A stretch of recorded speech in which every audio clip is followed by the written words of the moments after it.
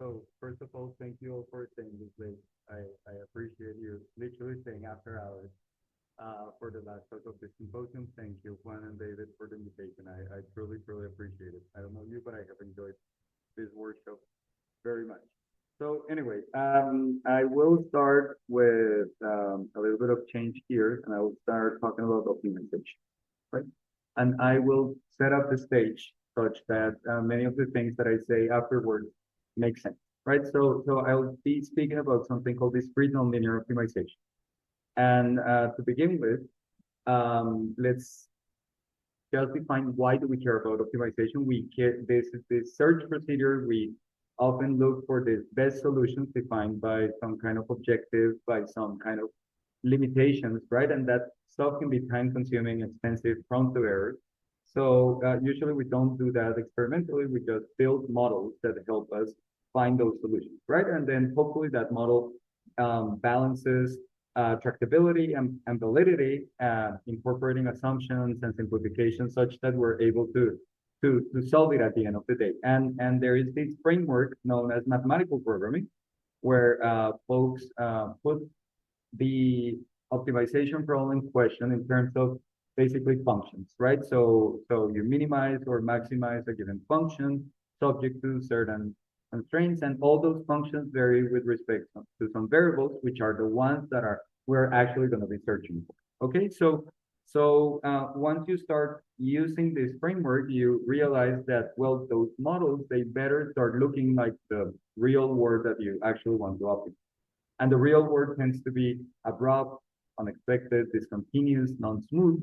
So our models better look out that way. And that's what leads to this mixed integer programming, where basically I will add an extra condition there that some of the variables need to take discrete values, need to take integer values, right? And previous speakers have already spoken about integer programs. Hence, like I can, this is the advantage of speaking last, right? That basically you have already covered my whole talk, so I can cover, I don't know, make more jokes or whatever. So the good thing about this kind of optimization problems is that they become universal tools to model these non-convexities and discontinuities. And these integrality conditions, they might arise from stuff that is indivisible, right? So if you're optimizing for the number of paths that you're producing, 7.3 is an unsatisfactory solution. But usually and most often is used as logic or trigger conditions, right? So we heard about like routes in certain cases or decisions about permutations and whatnot. So this is extremely useful, and it appears all over the place in decision making process. So our models better include this decision. Okay. And the other part is that, as many of you have said, we need to include nonlinearity. We can just not go around assuming that the word is flat. And our mathematical programs better reflect this condition. So you might wonder, why is he saying that? This obviously makes a lot of sense. Well, believe it or not, many of the optimization problems out there that people try to solve and have devised very efficient algorithms for make this assumption that the variables are, there is a linear combination of variables that determine the objective and the constraint. And I know it might sound crazy, but in fact, that's like the common modus operandi. So this does not hold in general. We end up, when you combine the fact that some of the variables are integer and the constraints and the objective are nonlinear functions, you end up with something called discrete nonlinear problems. Okay, and this should be the subject of study if you're trying to address practical problems in optimization. Okay, so if you're already in this field, you might know this by their name, mixed integer nonlinear programs, MINLP, and you will see that acronym popping up from time to time. But basically, yeah, variables can be discrete and continuous. Constraints can be linear or nonlinear. And let's focus on the case where we only have one object. So I sit in a chemical engineering department, so I need to keep convincing my colleagues that these are useful problems, right? So I tell them, look, you can do process flowsheet optimization. You can do planning and scheduling.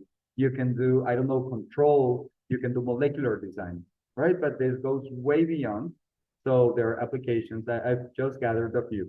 right? On medicine, on other branches of engineering, machine learning, computational biology, network design. Like these problems actually appear all over the place. And as a matter of fact, if you start wondering, like, okay, which applications can be modeled through this discrete nonlinear optimization framework, the short answer is every single one. Okay, so this you can include Minsky recording machines. So basically, every problem can be formulated this way. So maybe some of you have never solved one of these problems before, but you have solved other kinds of problems before. So you might be wondering, okay, how come is it possible that I have not used this tool? And the long story short, it lies in computational complexity, right? I mean, sure, I can model whatever I want as a discrete nonlinear optimization model, but then who's going to solve it? Who's going to perform that search procedure that is going to give me the optimal solution that I'm actually looking for? And in the worst case scenario, that procedure is gonna take exponential amount of resources with respect to the growing size of the problem, right? It belongs to the NP hard complexity category. So, and you can even prove that some of them are undecidable, like 4 variable cases that you cannot even know whether they're feasible or not. So anyway, what do we do? How do we solve these problems? Because we do live in a world where optimization problems get solved left and right. And you might wonder, okay, you can try to enumerate the solution, right? I mean, there's a finite number of values of the integer variables that you can come up with. You go, you enumerate them all, you filter out the ones that don't satisfy the constraints, you rank them according to the objective. The top is the one, the minimizer, the bottom is the maximizer, and you're done, right?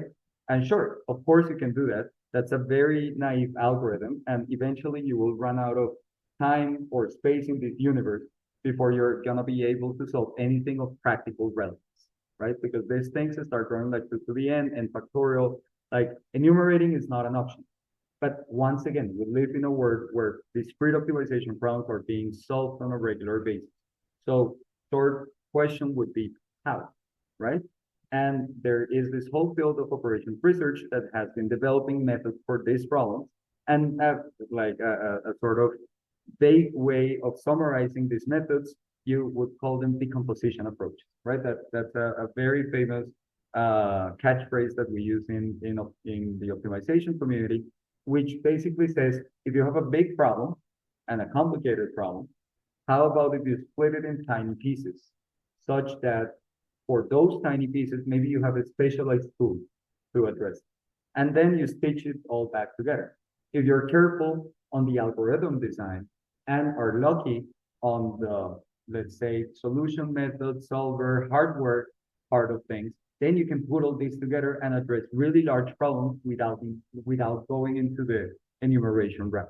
And yeah, long story short, pretty much all the practical algorithms that try to address these problems, they fall at least partly into these decomposition methods. They take big problems, break them down in tiny pieces, and then try to address them with the right tool. So this goes back to the previous discussion that we were having on taking advantage of the structure of the problem. If you don't know anything about your problem, how are you going to design an effective decomposition technique, right? So maybe let's dig into this, considering the fact that, like me, you want to solve this optimization problem, okay? So which are those smaller sub-problems that you would like to find? In summary, easy problem. An easy problem is vague on purpose. What's an easy problem? Something that you have maybe a good method to address. So traditionally in optimization, when we have discrete optimization problems that require all these enumeration schemes and whatnot, easier problems tend to be continuous ones, where, for example, we have gradients that we can make use of. So that we call the continuous relaxation of the problem. But surprisingly enough, another approach is that we just decide to have smaller discrete problems. This, it's a little bit counterintuitive. You're like, why would you, in order to assume that you want to avoid the discrete complexity, why would you like to still solve potentially many discrete subproblems? And yeah, I mean, you can make a hand wavy argument in computational complexity here. And like MP basically says, if it's twice the size, it's far more than twice the effort. It also works the other way around. If it's half the size, it might be way less than half the effort. So it might even motivate doing iterative search in this thing. And this is just not me like hand waving here and dancing for you, but is what has been fueling research in solving this optimization problem over the last 30 years. So folks have been accounting for the algorithmic speed up, nothing to do with hardware. Same old machine, code from 30 years ago, code from today. Um, Folks have been mentioning Cplex and Gurobi. Those are commercial codes that implement some of these decomposition schemes on classical hardware. And you go into the literature and people, I swear to God, are not afraid to say that we have gotten 3,500,000 times better, algorithmically speaking, in the last 35 years in solving this problem. And then if you add up how much better computers have become, I took this from a paper, I swear to God, 200 billion times better in addressing this discrete optimization problem. So we have been talking about setting the right baselines and everything. You're not going to set the baseline against naive enumeration. You're going to set the baseline against whatever people are using to, in fact, address this problem. And you might be wondering, as curious people such as myself, how? And there is a lot of research, mainly on polyhedral theory, that has derived like some preprocessing techniques, heuristics, and so forth.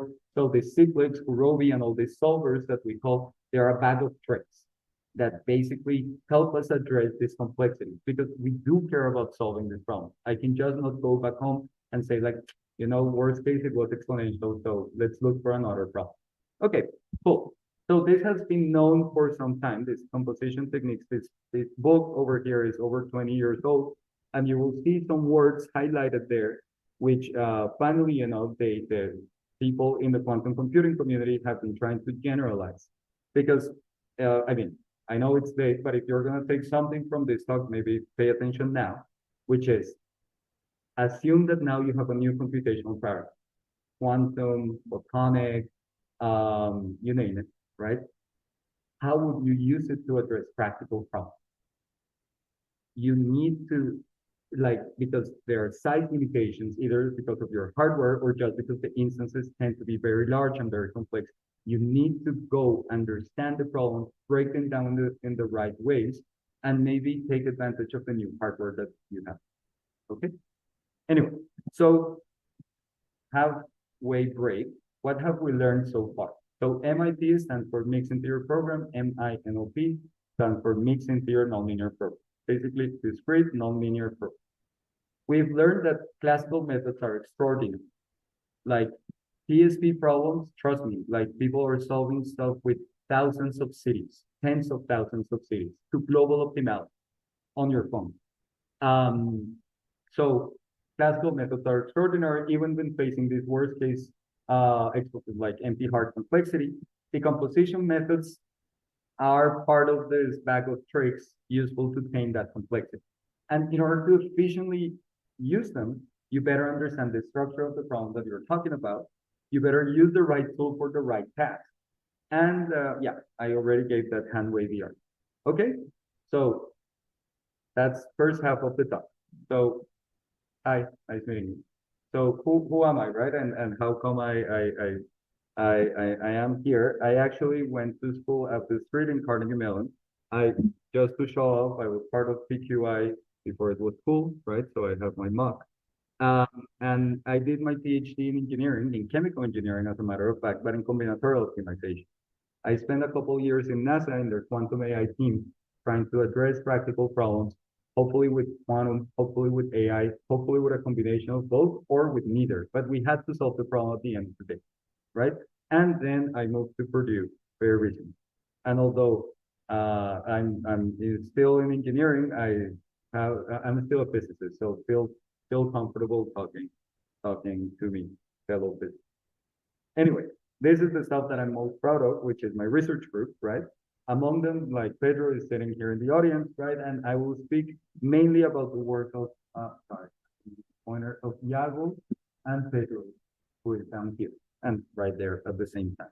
So yeah, basically, what do? We do work on classical optimization as well. We understand how good the tools are for solving this practical problem. So I was very happy to see your talk that you mentioned a few of the solvers that we have actually put together. So that was fun, right? We also improved those algorithms, fully classical algorithms, and we like implementing that on open source. We put our solvers out there because we believe that people should be using what we do. With these tools, we've solved practical problems such as, I don't know, distributed manufacturing of biodiesel, distillation columns, which is kind of an operation that chemical engineers care a lot about, planning and scheduling in refinery operations, maintenance optimization. And these are just a few examples of what my team has done, basically sort of exemplifying what you can do if you're able to solve this discrete nonlinear optimization problem. But trust me, they go far beyond, right? Yesterday, one of the panelists, he would have filled this slide with applications in the power system community, right? Like spreading electricity across a network and whatnot. Anyway, what else do we do? Well, that time at NASA gave me a little bit of a reputation among the chemical engineers that apparently I was the one that knew about quantum. So they started asking me questions about quantum. And they asked me, okay, what is this useful for? Right? I bet for those of us that do quantum related stuff, we get that question a lot. What are you going to do with it? And we came up with this perspective article, which identified three things that chemical engineers care about, but I'm going to make the argument that you might as well, that can you make use of quantum computing. And in the meantime, while we don't have a large error-corrected quantum computer, they can make use of their rivals. Hence, like it should be of your interest. So we did mention computational chemistry, we did mention optimization, and we did mention machine learning. And although there is a lot of potential, there are always like challenges to overcome. Okay, anyway, so what have we done like within our group? In optimization, this project over here, we were with ExxonMobil trying to define how would you solve the logistics network of liquefied natural gas. That ends up reducing to solving a problem called the vehicle routing problem, and they want to solve it the best way possible. It doesn't matter how. So they were evaluating whether quantum could help. And back in 2021, we wrote different ways of formulating, that's the verb that we use, of writing this optimization problem such that a quantum annealer or an Ising solver would take advantage. So different Cubo formulations. And as a matter of fact, we also solved a tiny instance that is represented by that graph. So one deposited 3 clients using an IBM quantum device. Very soon we realized that we're not there yet. So we've been writing some papers on what can you do today. So what can you do with the current existing Ising machine? What can you do with GPUs and so forth to address problems in optimization? Eventually, we realized that many of the problems in chemistry, they're just hidden optimization problems. So we're trying to apply the same results, but at least my colleagues were happier of what I was doing, right? So we were computing ground states of water and nitrogen and hydrogen and so forth. And in machine learning, there is a tiny example that I have in distributed machine learning that I wanted to share. So there are some plots and those are the rest. So let me dig into the 2 columns on the right view, so computational chemistry and machine learning, highlighting those cases where we are making use of the rivals of quantum computing, maybe to help quantum computing or to not. So in chemistry, we are using something called surrogate optimization for variational quantum algorithms. We want to solve ground states of molecules. We really want to do that. And we can use these variational algorithms, but if you have ever implemented them, they're kind of tricky to get something out of the computer, right? And particularly, they're very susceptible to noise. So what can you do? Usually you have that is the way how these variational quantum algorithms work. You have this classical side, this quantum side, maybe reusing this idea of decomposition. So on the classical side, you do some parameter optimization, usually a non-convex, non-linear optimization problem, and then the other one, you're sampling a quantum state. You're using, guess which computer is doing what, right? That's sort of the point here. What we did in this paper is that we were helping this optimization technique by providing a surrogate that was a tensor network. We didn't assume that the tensor network was going to fully represent the chemical substance that we cared about, but it was giving us a good enough surrogate to guide this optimization. And we actually had some pretty compelling results where we were better than whatever was the state of the art in simulating water and nitrogen and chains of hydrogen in quantum hardware. So that was fun. That was really fun to do. Machine learning, if you care about this, we're not going to beat machine learning in terms of scale. That I can guarantee you, right? I mean, we're like our devices tend to be small, but they seem to have some uses within machine learning. We just need to be creative about it. And in our case, we identified a beautiful corner case within machine learning where small problems are still used, which is distributed machine learning or federated learning. So basically, you have a server in the middle, right? And then you have agents, each one with their own data, and they want to train a model. Now, the condition is that they cannot share they cannot share the data with each other. How can knowledge be transmitted across this network? So you can start sending the model back and forth to this global server and then retrieving it back. And you can have any kind of learning model in each one of the different nodes, hopefully the same such that the application is easy. So we were like, can this be accelerated with some quantum computing or a rival of it? So in order to do that, we had to figure out how to encode medical. Oh, this is super useful in medicine because you don't want your medical data to be just flowing around the network. So we had to struggle a little bit in how do you encode a medical image as the input of a quantum circuit. And once we figured that out, we wanted to test it, but I just didn't have 4 quantum computers laying around to try them out. So what I ended up doing, well, we, together with Amandy, my postdoc, we proposed different circuits that were representable by tensor networks. And then we started comparing like what a circuit that would be representable by an MPS, by a 3 tensor network, by a Neira, and see how it performs. This is very empirical, right? And at the end of the day, we did find first that it didn't mess up with the distributed machine learning part of it. More surprisingly, that it was more resilient to noise than the classical alternative with the same number of parameters. So these were super exciting results. We were absolutely fascinated by the prospects of this because it does show that it's not beating machine learning as a whole. It's not replacing neural networks as a whole, but in certain corner cases, it might pay off to add a little bit of quantumness or simulation thereof to address this problem. Okay, and obviously this doesn't only work with chest X-rays, but also with, I don't know, MRIs and kidney CT scans, and we had similar results. So very exciting results in this case. Okay, cool. So am I running out of time? Well, at this point, whatever. I have 2 hours left of fun. I'm kidding. 7 minutes? Perfect. I'll wrap up. Let's go back to optimization. Okay. In optimization, we have been talking about Ising solvers for some time. By solving the model, I'm going to use the second definition here because I care about the variable value, not about the thermodynamic expectation value. Because usually I map my 0, 1 decisions to the qubit value. So I really want to know each one of them independently. And obviously, how do you solve one of these with an Ising solver? And what's an Ising solver? Well, you guys have presented so many of this list. So I really want to make use of it. Okay. How can I make use of this theory?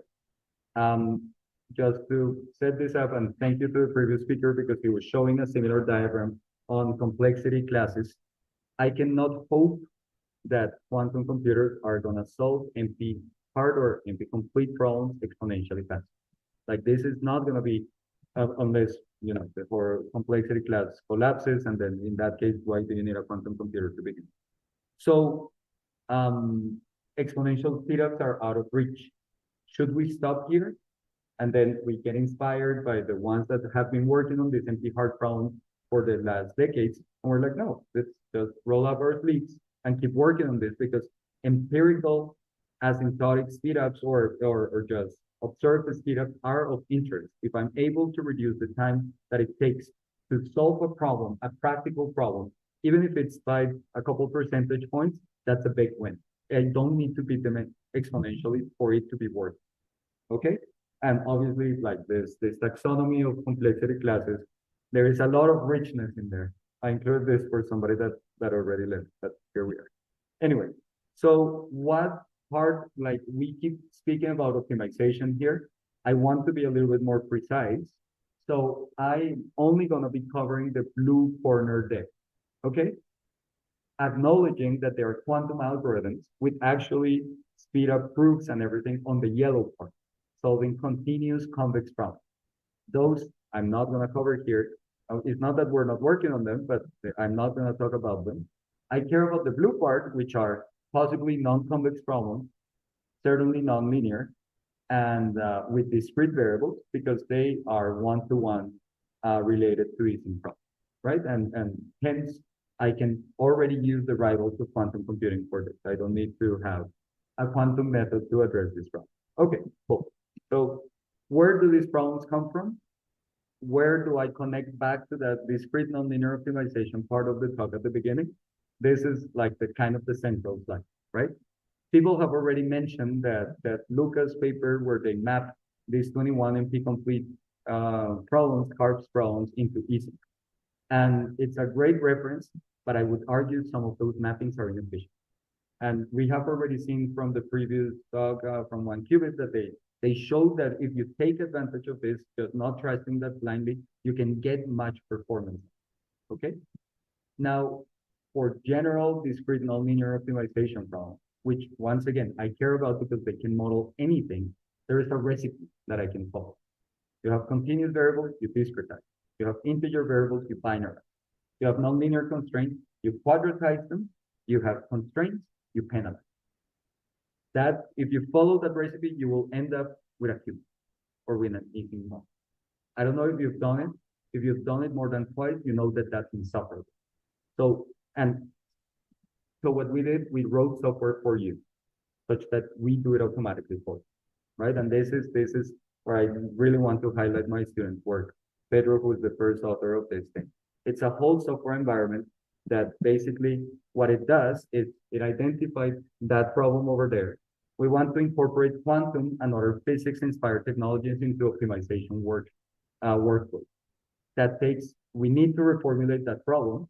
Sure, and as you can notice from the trajectories, it's not such a trivial task. And we need to provide access to solvers. If you were presenting an Ising solver in this conference, I already approach you, or I will, asking, how do I get access to your machine? And this is because I have an agenda. I want to connect, I want to plug you in. If I get to plug you in here, then I can start asking other questions, right? I can start doing, oh, what if can I do architecture specific compilation? Can I do benchmarking? Can I call a library? Like all these things that suddenly became useful under a single frame. 2 minutes. Okay, cool. So this is what we did. You start with my discrete nonlinear optimization problems at the left. You pass it through the compiler, which is called 2QBO, and you end up with a QBO that you can just send to whichever solver. And let's say you don't like the solver, the solution that it's giving you, with a single line of code, you change to the other. And then you change to the other one, and then suddenly I don't have to have these in the office. Obviously, they are going to be accessed via cloud, but then suddenly you can start doing all this benchmarking and all these comparisons and bringing this technology closer to folks that might find it useful. Okay, so I will not spend time on the reformulation and all the magic that happens after that. I'll just tell you that we are the fastest ones in doing this math. And we compare against IBM tools and open source tools and a bunch of other things. And honestly, we're mapping their problems way faster, right? And it's not only due to Julia, to be entirely honest, it's also good software engineering. Also, we connect to the most kind of stuff. So we connect to quantum annealing and PQEs and QAOAs and classical solvers and I don't know, parallel tempering. People were talking about that. So there's a code of NASA that I wrote. We already interface with that. A simulator of the coherent Ising machine. This table is actually outdated because as you can notice from the bottom of it, the references are Julia packages that either we or our collaborators write. And then this thing just grows organically. It has at least 2 more rows that I'm aware of. So this is what we can do. The tensor people left, but I still will leave this to them. Um, I want to solve my problem. I had all those solvers. I was, for X or Y reason, I really wanted to solve them then with TensorNet. Because why not? It's cool, it's hot. Let's do this. So here the idea is I'm gonna go from classical to quantum, back to classical. And I will avoid running this in quantum circuits. And this is done through TensorNet. So long story short, I have my model. I reformulate it to Cubo. I want to find optimal solutions to that. What I will do, I will map that Cubo to a Hamiltonian, and that Hamiltonian to a tensor network. And that tensor network, I need to make some like these cutoffs about the bond dimension and whatnot. But that allows me to apply, for example, CPUs or GPUs to efficiently address optimization problems. How do I do that? I map my Hamiltonian to a matrix product operator. If you were here during the tutorial, you know what that is. If you were not, I don't have time to explain it, but it's a single line of code, believe it or not. Why? Because we basically use the tools that the folks from Flatiron had put together.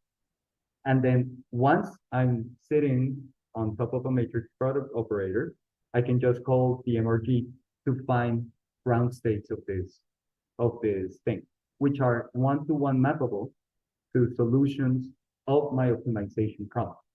So this slide was created by one of my students, so I apologize for the profit at the end, but it truly is that simple. You define your Q matrix, you specify that there are some variables, some objectives, and then you call it, and underneath the hood happens all this magic. You map it to the cube, or you map it to the Hamiltonian, you apply the tensor network, and then you gain solutions out. Just to wrap up, because I see one showing me faces. So we applied this to our vehicle routing problem, okay? And we had tried back in 2021 to solve it with D-Wave. And here, the D-Wave is fairly fast, right? In almost 0.4 seconds, it was able to give us 1,000 solutions. And then we could judge, because the problem is small enough, I could see which of them were feasible, which of them were the true optimal solution. And the true optimal solution was obtained around a quarter of the time. Cool, that's it. If I use this method, either through CPU or through GPU, I get 100% of the global optimal solution in the same time. No, actually, CPU is 10 times faster, Apollo, and the GPU is the same thing. And now, since we love scaling, right? Oh, sorry. So which problem? So remember that we can write the problem in different ways. These are the different ways that you can write the vehicle routing problem. I don't have enough time to go through all of that, but we trust me, we tried them. We tried to encode them. We did resource estimation. We consider what VQE would do with it and whatnot. But at the end of the day, this is the last plot that I wanted to show. X-axis, number of variables. Y-axis, time to solve. Time to find a good solution to this problem in log X. That is the largest problem I could solve with a quantum processing. I couldn't go any farther. And then using this tensor network approach, I was able to push it both on CPU and GPU. This is using one single, I don't know if it's a single core, but anyway, but like one single entity, right? Of GPU, and I was able to push it to 796 variables. For a vehicle routing problem, trust me, this is pretty math. Like these problems are really tough. So finding this, and it's a physics inspired method, right? I had to go through Hamiltonians and through an MPO and so forth to find this solution. I had more slides, but I'll just tell you what I have. I was gonna tell you that this mapping, although automatic, is inefficient. Like I bet that after a good afternoon, you will improve on the automatic things that we have. And I was gonna match it with all this decomposition algorithm. Just some example with Rigetti, we're able now to solve max cut problems, these 3 regular max cut problems, faster than the road on actual quantum hardware using one of these decomposition approaches.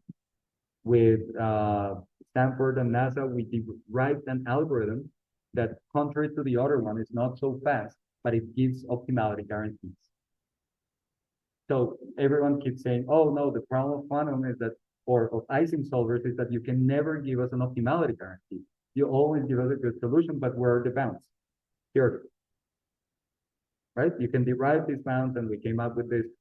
This would be a whole seminar, right? But it's a cutting plane approach, and blah blah blah blah blah, and we get the scaling of the Ising solver, here a simulated annealing one, with the optimality guarantees of Google.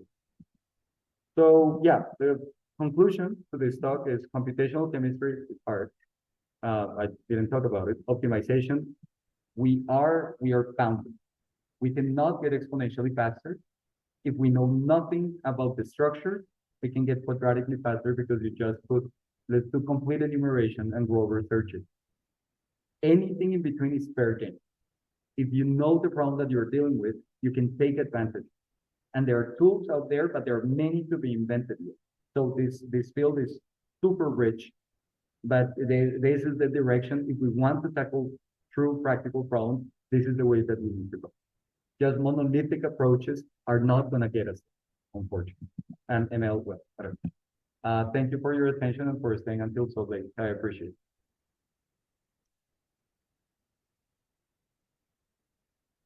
Thank you very much for very exciting.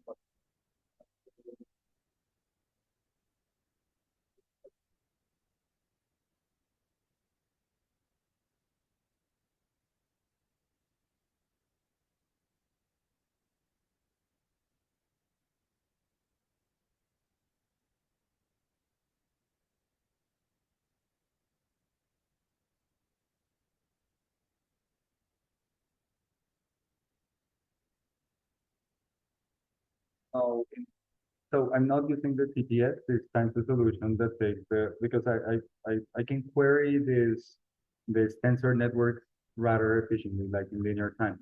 So I was just getting a single sample and that's it, right? And this solution, I obviously filtered it to be within, to solve these problems, if I remember correctly, you consider that a good solution if it's within 5% of the true optimality gap or the best solution known. So the thing here is that those large instances, I don't have the true optimal solution guarantee because you just cannot, like if you throw that to Gurobi, it will be forever just iterating and trying to close that gap. These are VRP. These are, think of TSP, but with several salesmen. Concord works amazing with TSP. If you want to use it for VRP, you need to do a lot of extra things, and there is a whole field around, right? There are a lot of really powerful algorithms.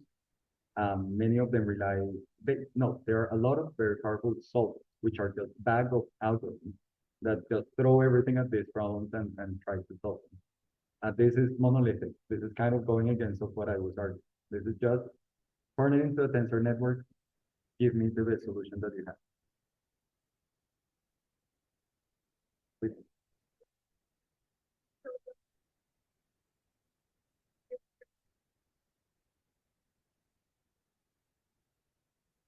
Yes. We don't, I mean, so you can, oh, screen sharing has stuff.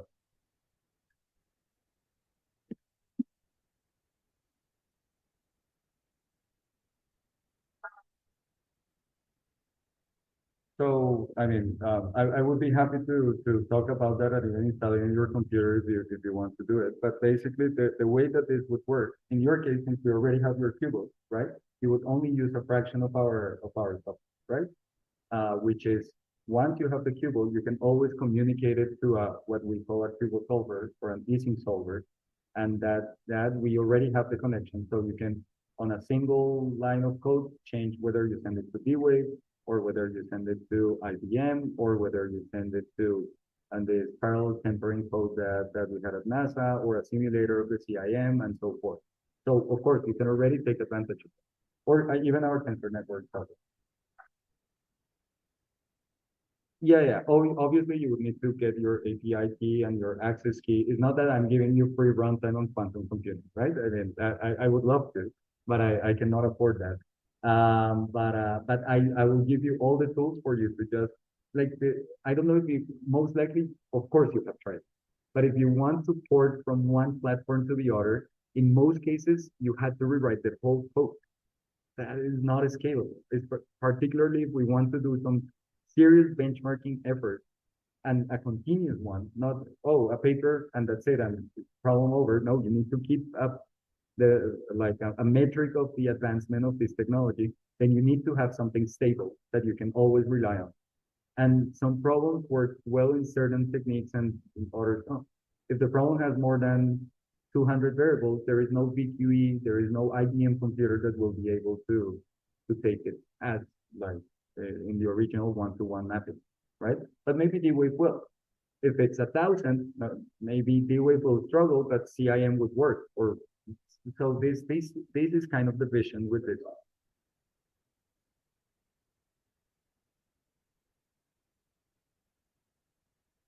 right?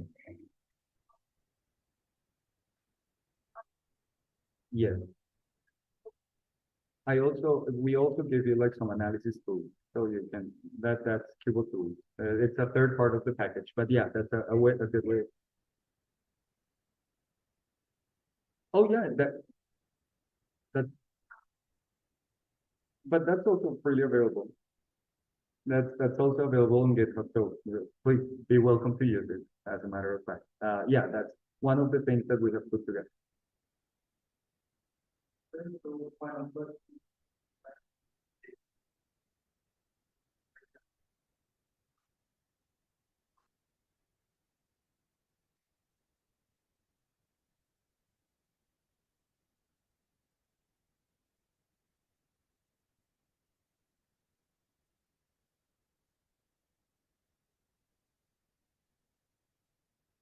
Mhm,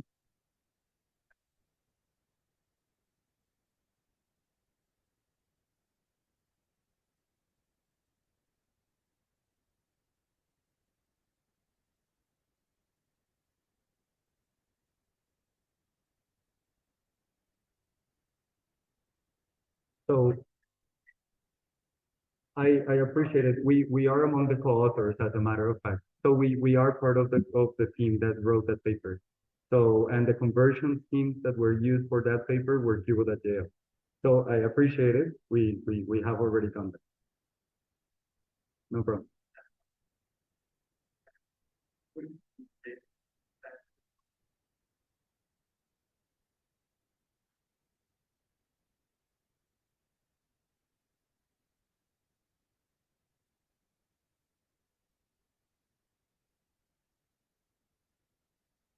Hmm.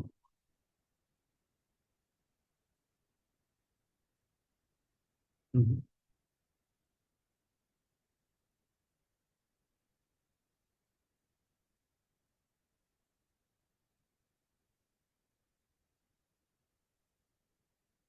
Oh, why not, right?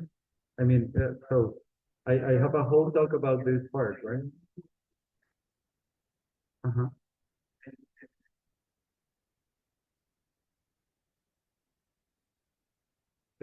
You're asking all the right questions, right?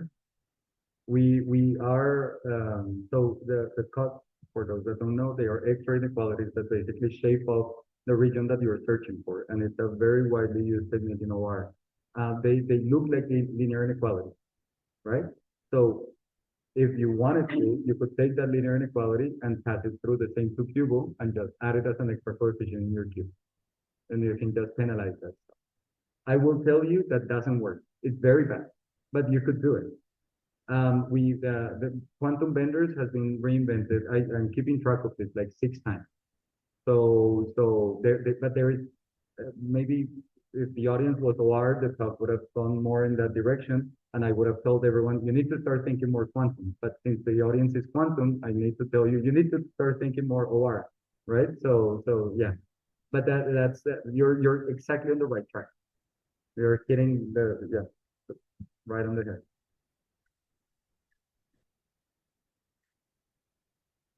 Com Yeah, I mean, many of the convergence stuff breaks under the assumption that you have an approximate solver. So you need to be careful about this. It's not about just like plug and play. We wish, but no, there is more nuances. Yeah, no problem. Okay, so that is the end of the session. So let's